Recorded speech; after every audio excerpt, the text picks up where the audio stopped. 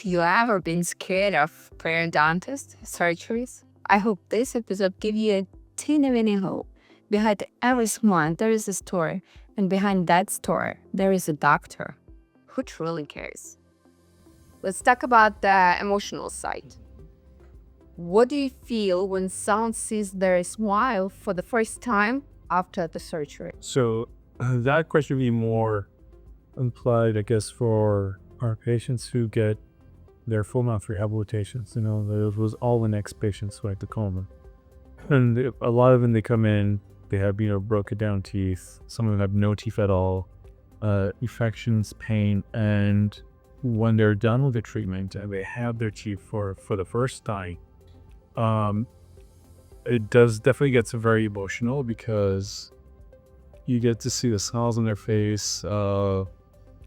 It's just very, very, very rewarding. And it's definitely emotional. I personally, I get really excited, I get goosebumps about it because even though we've done it hundreds of times at this point in time, but I think every patient is different, every experience is different. And I think that's what makes it even just more, it's precious, right? It's a very precious moment and they trust you to share that moment with you. It's a beautiful situation. Yeah, that's amazing. I feel it already. Yeah, I think you've seen our patients, Yeah. a lot of them come in here, and we see them now annual follow-ups. And I asked them out, and it's like 1 year later, how are you doing? I was like, it's great. Like, I just had a family reunion, and everyone was just looking at my teeth, and they were just like, they can't believe I'm smiling for the first time. And they, it's such a beautiful experience too, that they're able to share that with you even a year later, and they're very appreciative and they're very thankful. It's a beautiful moment. Have you ever had a case that truly moved you? I think the case that always moves me is going to be the aesthetic crown lengthening cases, the ones with a gummy smile. Again, those ones are the ones where you get to see the results and the satisfaction almost immediately. Because what I usually like to do is once we start removing the excess gummy tissue, and I always like to bring a mirror and I have them see their smile for the first time, and you can see how just their face just lights up, and just they're very excited about it. And then the next hour is like, all right, cool, we're almost done. Just give me another hour because we're gonna fine tune things here and there. And in that next hour, where we start adjusting the gum a little bit more, the bone sometimes. And when we're done, we close it up. We do some kind of nice suturing techniques to make sure they don't see any sutures at all. So when they leave, it's like I didn't do anything at all besides just removing that excess gum tissue, but all the sutures are hidden very nicely. And the results are just unbelievable and satisfying. You can see how incredibly appreciative they are, how thankful they are, and the smile on their face, it just lights up the day. And the beautiful thing is that the 2-week follow-up, they it's the biggest smile they have, and those are the patients that give us, at least what I've seen, is they usually give you the best reviews, because the moment they leave, and it's just day after day, their smile changes, they're more confident. I love to see them at 6 weeks. As I tell them, it's like, if there's any fine tuning you want me to do for you, I want to see you at 6 weeks. We'll do some ultra fine tuning with a laser, touch-ups here and there, and just kind of finish it for them. And it's always one of those, definitely one of the most moving, at least for me, the procedures that I love to do. Yeah. How often do you do the touch-up, like with the laser after? Usually, if I do end up doing any touch-ups, it's usually at 6 weeks. Do I do it every time? No, not really. It's really a case by case. And with the reason I say it's a case by case, because it depends on the dental anatomy of the tooth that's present. Is the tooth rotated? Does the configuration, the shape of the crown, from that central to that central, is there any difference? Do we have to do any modifications during the procedure?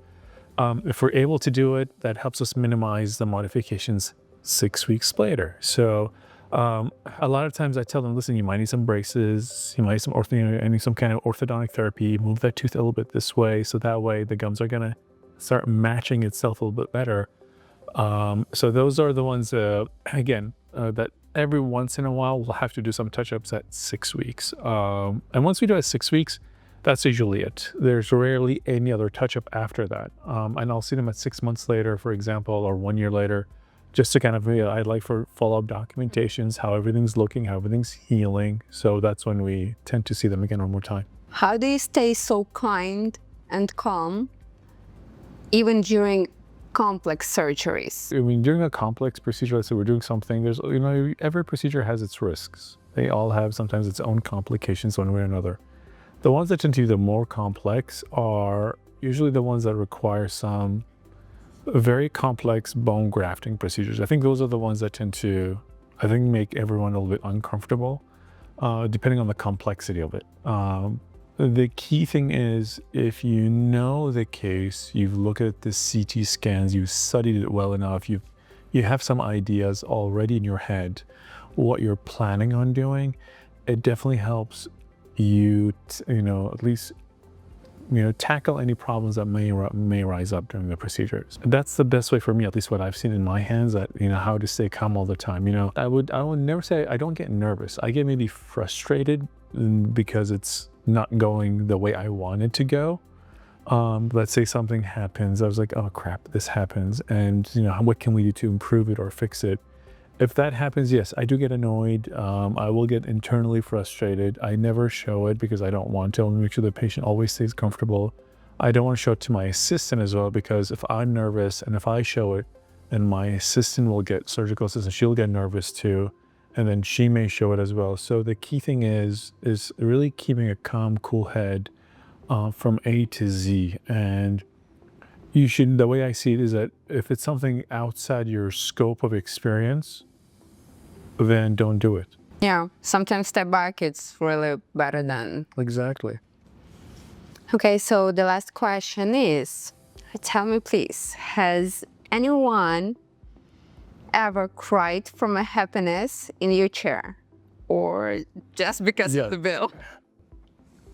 A very young guy, and I still remember it was a beautiful rehabilitation, and for him, and I'm not going into details as far as his name, but kind of a little bit history about him. It was a history of drug abuse in the past, and he's been clean for many years, and a young kiddo in his mid-20s, and he's been working hard, saving his money.